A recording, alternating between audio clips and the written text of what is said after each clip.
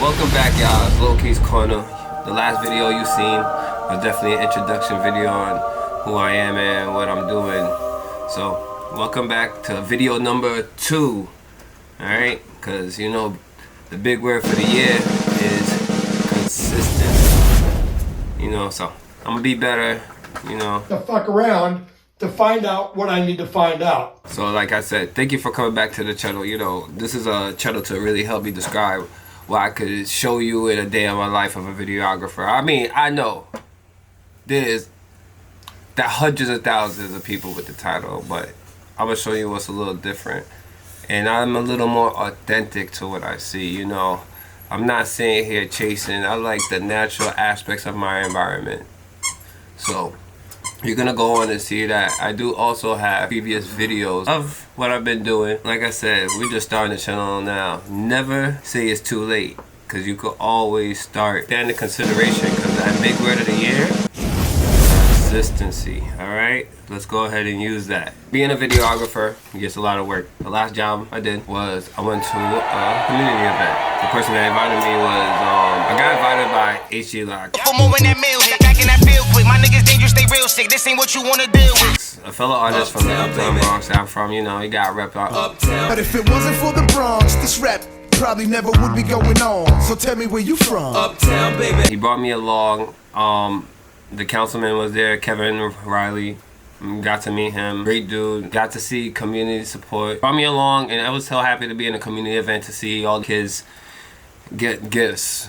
You know, it's always giving back to the community. So that's the last thing I did as a job, and you know, I was real proud of that, to be part of a function that you could see smiles brought upon faces. The essential gears I bring along to the table is what I'm using currently at the moment, the Sony a7 IV. I love this hybrid camera. It does a little bit of both. You're gonna go with the photography and the videography to add on both. Those things are major for me, because like I like to switch on and off. I'll give you some examples to show you what I do as work. Here you go. Hey, I'm with the gamers we miss. They tryna fuck up my vision, but these niggas know that my body different. We about to complete a mission. We not ordinary, we know it ain't real niggas testing my morals, and no doubt about it, I'm about to go global. My niggas ready. We on it heavy. My niggas ready. Oh, we on it heavy. So we on it heavy.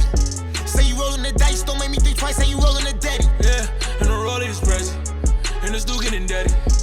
She sending information through the telly, I must be a chef. Yeah, now we counting a fatty. Yeah, call up my nigga. I just attained the Sony a7 IV. I do use other cameras along as well, but really fiending with this one right here. First camera, obviously, I want to say I copped was that Nikon D3300, which was a starter. You know, point and shoot, very good at getting those images quick on the grab. And the next camera after that was my Canon 80D, my first heavyweight. You know, and the thing about me, you know, I was like, yo, I'm getting it before I do the research, and this is the process of learning. When you learn this stuff, you do make mistakes, and what comes with mistakes comes wisdom. So I use that, and then you gotta build yourself up, you know what I mean? So I'm happy I went and bought these things, and it makes you versatile to do other things. After the Canon 80D, I went and bought the Panasonic Lumix GH5.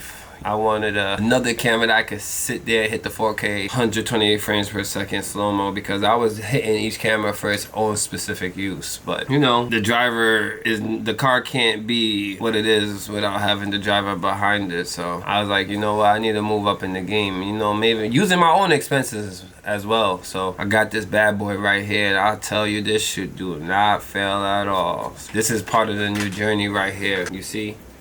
Crispy, man, I love it. You know, I have many experience coming from this, but where it all started from is my guy, Black Road, Red Sydney, Jason Bourne. My boy Jason. That guy right there, he's directing in those short films that I love to watch. He got drama, he got thriller and suspense, and those are things that capture my eye, which I'm trying to enter a lane in, you know. So I did make previous fuck-ups. I'm gonna bleep that out. And you know, I had to learn from those, but one thing I'm not gonna do is stop the dream from going. Still gotta work, live life, and do the things we gotta do to live. So don't quit those dreams. Continue to try to do it, because once you get stuck doing what you're gonna do and forget about it, it's hard to pick up from there. He started directing my brother HG Lock's music videos. What he did was transform those visuals into something great, and it picked up traction for my brother. But what I seen from my side was a different view of how things could be perceived. And I love visuals like that. When you see visuals like that, it gives you different perception, opinions from other viewers. So, you know, my boy Jason did that, you know, kind of brought me under light on that. Seen a couple shoots, went along, and I had to thank my brother HG Locks. He brought me on so many things. He brought me on 3 different music I wouldn't expect to be, oh shit, let me go on a music tour. Like, that shit was great, you know. I met fellow artists like Fetty Wap, Ugly God, PNB, been in shit where I seen Ace Hood. I first seen Little Baby, Lil Yachty, Da Baby. Like, and this is before I knew who it was, you know, just coming on a shoot and just being the shooter. I wasn't in tune with the music all around the country. And my brother HG Locks got me in tune, so I'll be in tune on the country, and now I'm following on what's going on with hip-hop. This brought a new light into how I feel about shooting. And as much more I got deeper into it, I started being called for jobs that I didn't even think I'd be in. Start signing NDAs I didn't think I'd be signing. And when I knew it was really lit is when I was doing the behind the scenes with Styles P. I wake up and I pray, then roll another J, close my eyes and I meditate, trying to find a way. Lord, open up my third eye, take the 9 away. By the way, I'm in pain, I just let it hide away. Smoking weed is the medicine, without the side effects reflect on high school. And Havoc from Mobb Deep, and that right there, I had to give the respects to them fellas right there, man. Just to be in the same confines of them people, man. So dope, so dope. I've been in the field like that. I've been in some studios, been in Atlanta, North Carolina, Philly. You know, I've touched the whole East Coast. Also been on the West Coast, Los Angeles, you know, Texas. That's not West Coast, that's like South. But also, I haven't really traveled to the Northwest. Hopefully I can get my feet wet. Honestly, this journey has been cool. I wanted to even get much bigger. I swear. This shit gotta explode. He got some good music. I don't know what's going on with the state of hip hop. But like I said, I just dabbled in it. You know, we need that shit authentic. And if you want to hear some authentic hip hop from a young brother, go ahead, subscribe and follow and comment. All right?